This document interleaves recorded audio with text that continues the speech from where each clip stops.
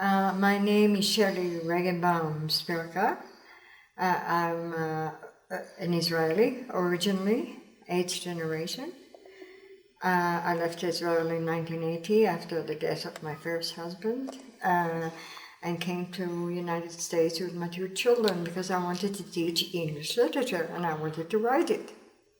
So I went to Kansas to start afresh and build up, climb a very slow ladder to a professorship in English, and I ended up in Western New England College, where I have tenure.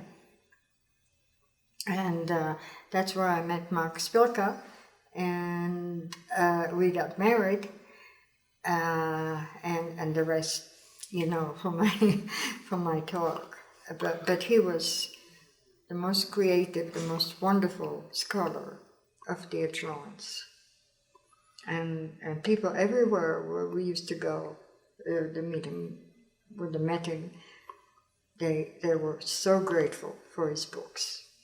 So he wrote quite a few books about Lawrence? Yeah, as well as about other writers.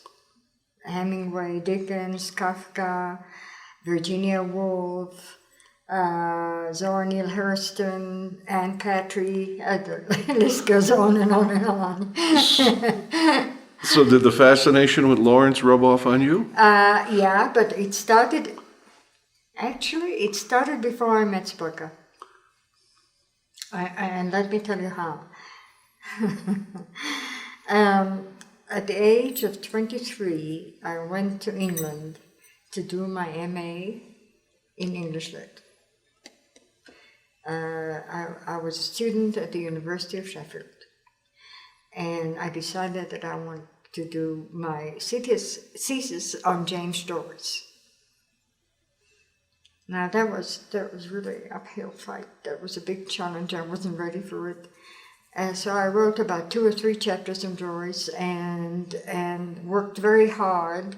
And then I got into my first love affair of my life in Sheffield, England.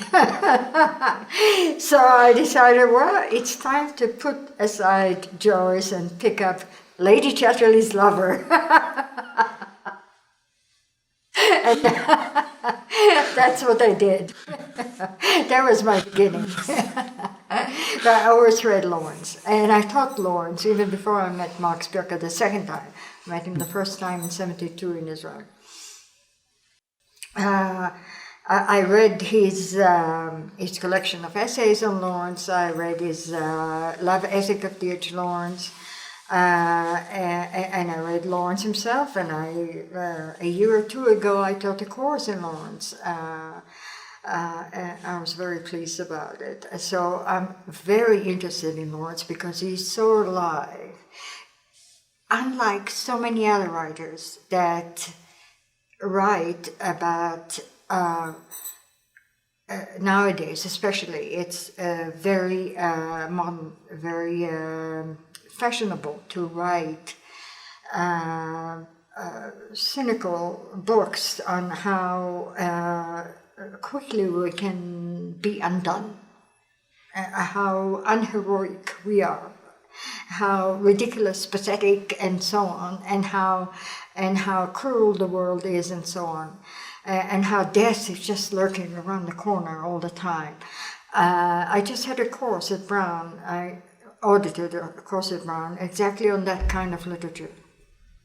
That's Borges, by the way, and Strindberg and others, Villon, I don't remember all the names. Lawrence was in pursuit of life, not of death, and of the quick pulse of life. Yeah, he was right there, wherever it was, either in relationships or relationship with nature or whatever he saw. He was wonder-filled, in spite of his criticism, but that's because he was so engaged with the world. And the beautiful thing about him is that Actually, the way he worked on his relationships with women, so in his fiction and in real life, you see. And it's interesting that in all his works, he presents strong women. Some of them are not very nice, as the feminists say, but most of them are very strong women who taught him a lot about what it is like to be a woman. And that's how he wrote about women, from his conversation with women. So finally he got to, but he had issues with the women and hostility and power struggle, and there's so many scholars that have been talking about it for so many years. Feminists have been attacking him about that, but he came around, and that's what some people don't realize. You see that the people do change sometimes, and they do come around, and they can be better than they were. Yeah, they can improve, and that's what happened to him. And interesting, because he had TB. He lived, I think, to the age of 45. That's all. And the last 5 years, he was very sick with TB. And much weakened. And that was the time that he wrote Lady Chatterley's Lover, which is a wonderful love story of tenderness, of what he calls warm-hearted fucking.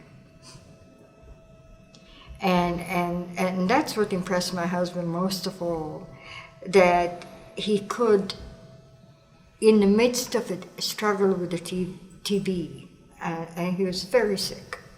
Not only was he sick, he was impotent. To write a love story like that about a beautiful relationship between a man and a woman that starts as sexual, but is not only sexual. There's so much more to it. There's so much consideration and understanding and tenderness between them. That just this, you have to take Lawrence in a panoramic view, in total, because if you don't, you can't see his development all the way to the final stage where he found tenderness and presented this as the ideal relationship between a man and a woman.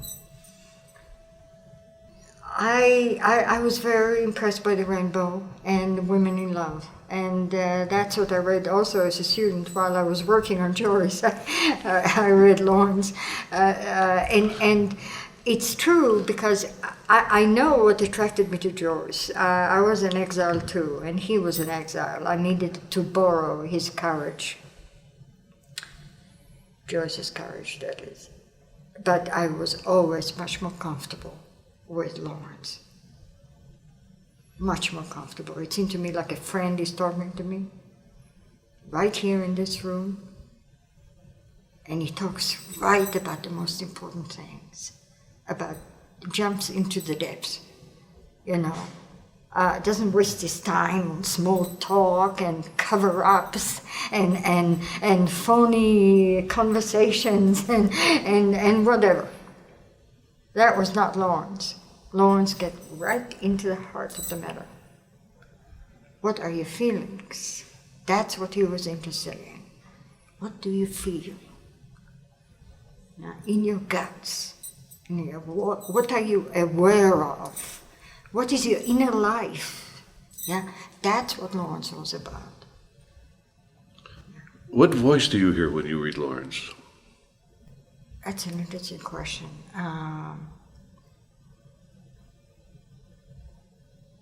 You know what I hear? I'll tell you what. Just occurred to me. Somebody's taking me by the hand and it says to me with unbridled enthusiasm, "Let me show you how great life is."